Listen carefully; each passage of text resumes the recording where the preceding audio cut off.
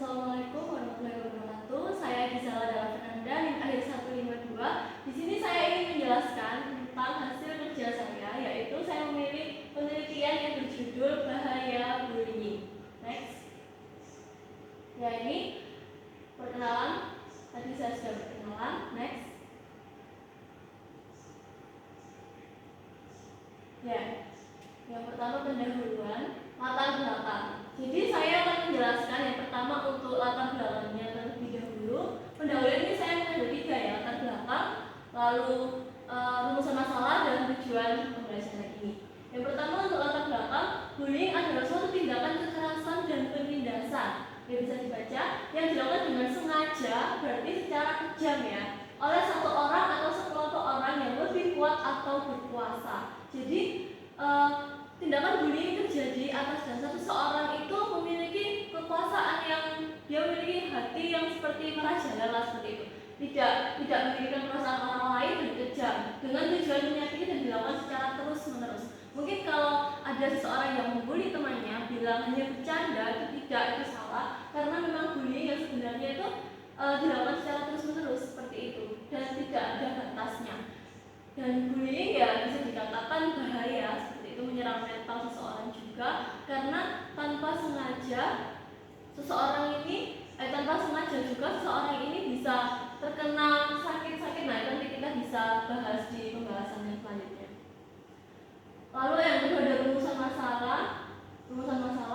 Yang pertama, apa saja bentuk-bentuk bullying? Rumusan masalah ini saya akan menjabarkan tentang apa saja sih bentuk-bentuk bullying yang terjadi di lingkungan sekolah, lingkungan rumah, ataupun lingkungan masyarakat, macam-macam ya, karena bullying bisa terjadi di mana saja.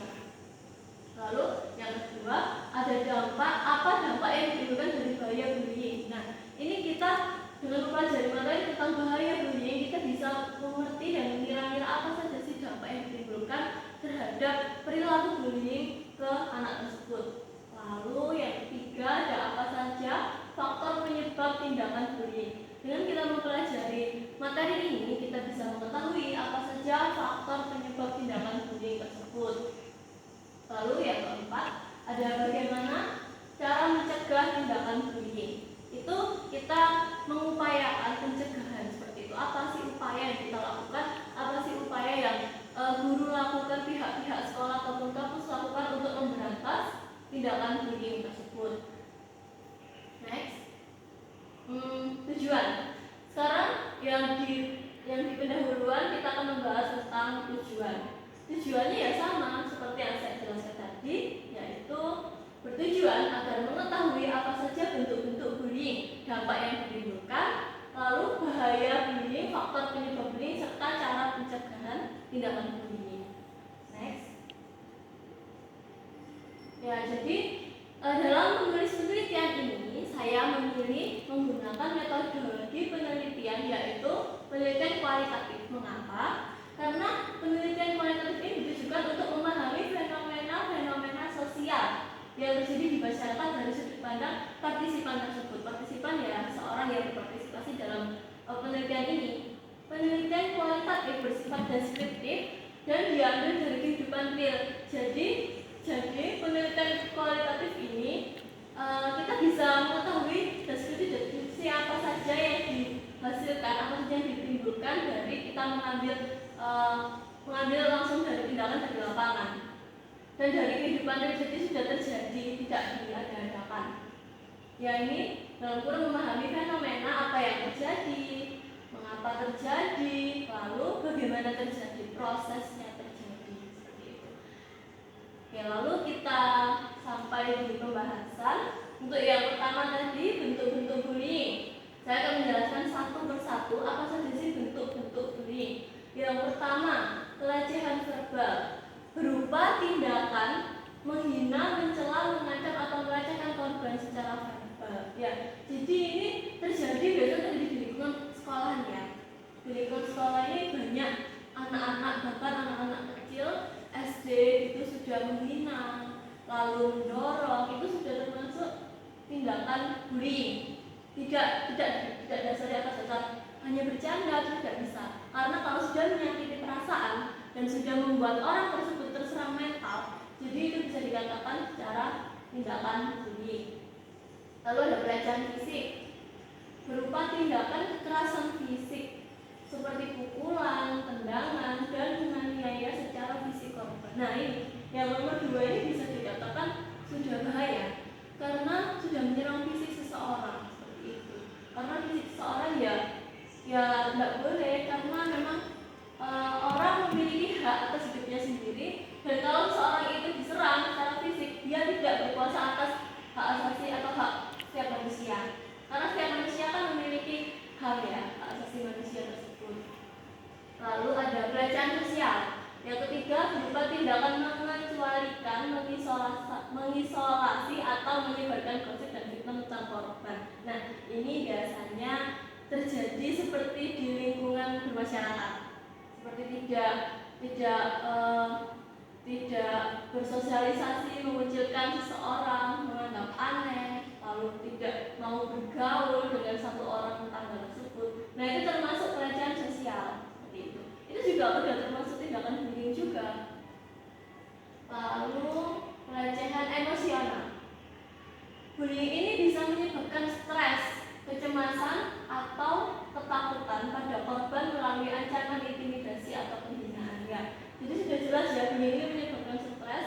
Seseorang ini apabila terkena pelecehan emosional, dia biasanya mengurung diri, tidak ingin bersosialisasi, lalu dia memiliki overthinking yang berlebihan, kecemasan, lalu ketakutan yang berlebih, karena diapakan? Karena ya diberi ancaman, karena diberi ancaman dan dia tidak diberi kebebasan, dia tidak bisa bebas menjadi dirinya sendiri, dia secara otomatis terintimidasi dan dia membuat dirinya sendiri itu sebagai penghinaan. Dia merasa dia tidak layak untuk dapat bersosialisasi dengan orang lain, seperti itu. Lalu ada dampak bullying. Nah ini kita masuk ke pembahasan yang kedua, yaitu dampak bullying. Dampak bullying ada bermacam-macam, tapi ini saya hanya mengambil 4 saja. Ya, 4 saja. Untuk yang pertama yaitu dampak emosional dan mental. Nah ini yang pertama ini jadi dampak bullying ini bertahap ya, bisa dikatakan bertahap. Pertama mental dulu, lalu sakit atau apa, menyerang fisik. Jadi yang pertama yang akan saya bahas yaitu korban mengalami kecemasan, depresi, dan stres, dan kehilangan kepercayaan diri. Nah ini bisa dikatakan bahaya juga ya, karena kita sebagai generasi muda, kita sebagai generasi penerus bangsa, kita harus menciptakan sumber daya manusia di Indonesia ini yang bagus, yang baik. Lalu jika sumber daya manusianya jelek, menurun seperti ini, melakukan tindakan bullying, lalu bagaimana nasib bangsa kita selanjutnya gitu. Jika mental para penerus bangsa dirusak, dia tidak memiliki kepercayaan diri, gampang stres, depresi, itu sangat bahaya. Karena ya mental seseorang itu kita tidak ada yang tahu, seperti itu. Lalu ada masalah kesehatan mental. Yang kedua, ya bisa kita baca ya, korban biasanya memiliki resiko yang lebih tinggi dalam mengembangkan masalah kesehatan mentalnya. Nah ini juga bahaya, karena masalah kesehatan mental tadi ini keterkaitan ya, nyambung. Akhirnya ya dia tidak bisa mengontrol emosi dalam dirinya sendiri, dan dia memiliki resiko yang lebih tinggi dalam mengembangkan masalah kesehatan mentalnya. Misal dia memiliki kecemasan gitu, dia akan membesar-besarkan masalah tersebut dan menganggap masalah itu besar. Lalu beberapa korban memiliki pemikiran ingin bunuh diri. Kita sering mendengar berita tentang mahasiswa atau seseorang bunuh diri karena tindakan bullying. Jadi ya sebisa mungkin jangan sampai ada korban-korban bullying. Makanya itu saya ingin membahas penelitian ini yang berjudul bahaya bullying agar kita semua mengerti seperti itu. Lalu yang ketiga ada gangguan fisik. Bullying dapat menyebabkan cedera fisik seperti luka lebam, lalu memar, luka yang serius hingga kematian. Ya kita tahu ya, seperti di film-film atau bahkan kita menyaksikan sendiri bahwa tindakan bullying ini bisa menyerang gangguan fisik. Contoh, seseorang pertama didorong seperti itu, lalu akhirnya jatuh, akhirnya menimbulkan sakit dan cedera fisik seperti luka lebam. Mungkin kalau luka lebam lalu tergores itu masih bisa dimaklumi, meskipun ini sudah tindakan yang salah. Tapi kalau sudah luka yang serius hingga kematian, kita juga sering mendengar seperti itu, dan itu sangat bahaya sekali, bahkan bisa dituntut ke dalam tindakan kriminal. Lalu yang keempat, ada performa akademik menurun. Korban akan mengalami kesulitan dalam belajar, kurangnya fokus, hingga turunnya minat dalam pendidikan. Ya, kita mengetahui bahwa seseorang yang mengalami bullying, dia akan terganggu konsentrasinya, ya, akhirnya akademiknya menurun secara drastis. Lalu yang ketiga, ada faktor penyebab. Kesalahan pola asuh keluarga yang terlalu keras, kekerasan fisik, ya, keluarga yang tidak harmonis membuat seseorang bisa melakukan tindakan bullying tersebut. Lalu yang kedua, ada faktor teman. Lingkungan pertemanan yang buruk berpengaruh besar. Ya, kita harus pintar-pintar memilih teman yang baik saat kita menempuh pendidikan. Lalu yang ketiga, pernah menjadi korban bullying. Ini juga salah satu faktor, ya. Jadi, ya, sebagai bentuk pelampiasan akibat perilaku yang dia terima. Jadi, ia ingin balas dendam seperti itu. Lalu ingin memiliki kekuasaan dan memegang kendali. Hal ini disebabkan oleh pola asuh yang salah. Lalu yang kelima, ada kurang mendapatkan perhatian. Kembali lagi di poin nomor 1, yaitu kurang mendapatkan perhatian dari seseorang. Akhirnya anak tersebut mencari-cari perhatian di luar. Lalu yang terakhir, cara mencegahnya, yaitu yang pertama, pendidikan dan kesadaran. Kita harus melakukan sosialisasi tentang bullying di sekolah, karena hal ini adalah hal yang penting. Kita selalu mengingatkan murid-murid kita agar perilaku bullying ini semakin berkurang. Hal yang kedua, menegakkan sanksi bullying. Seseorang yang melakukan bullying, ia harus diberi hukuman atau sanksi agar ia memiliki efek jerah, seperti itu. Lalu yang ketiga, ada peran orang tua dan wali. Pentingnya orang tua dan wali memiliki peran yang sangat besar mendorong seseorang, membangun jiwa seseorang sebagai generasi muda yang baik, dan kita memiliki sumber daya manusia yang cerdas, tidak gampang terpengaruh dengan hal-hal negatif seperti ini. Lalu ada fasilitasi lingkungan positif, membentuk kelompok-kelompok sosial yang positif dan saling mendukung, seperti itu, ya.